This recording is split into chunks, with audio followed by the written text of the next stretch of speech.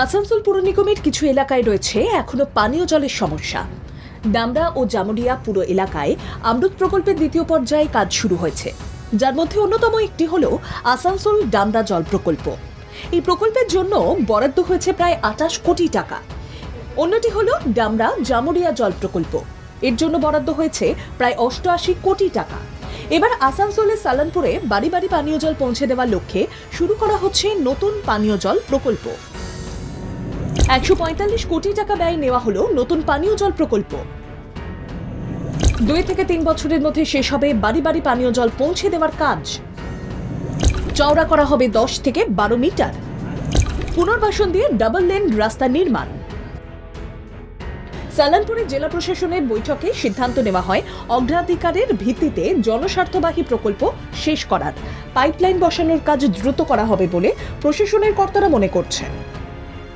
যে কোনো জায়গায় পাইপলাইন বসেনি, কোনো জায়গায় আমাদের যখন ড্রয়িং তৈরি হয়েছে তখন রাস্তাই ছিল না, কোনো বসতি ছিল না, আবার নতুন করে হয়েছে, তাহলে এইগুলো আবার এক্সট্রা করতে হচ্ছে।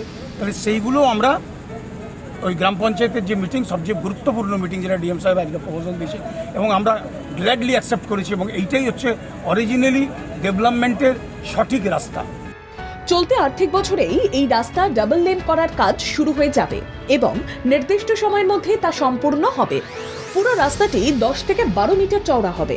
মূল রাস্তার দুদিকে ফুটপাত এবং জলের পাইপ, বিদ্যুতের খুঁটি ইত্যাদি বসানোর জন্য জায়গা ছাড়া থাকবে। দুপাশে তৈরি হবে উপযুক্ত ড্রেন।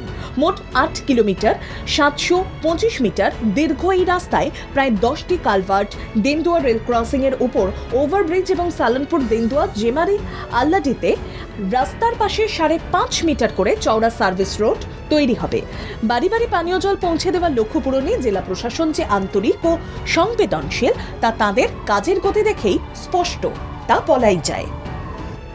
উজ্জ্বল দাশগুপ্তের রিপোর্ট, বাংলা জাগো।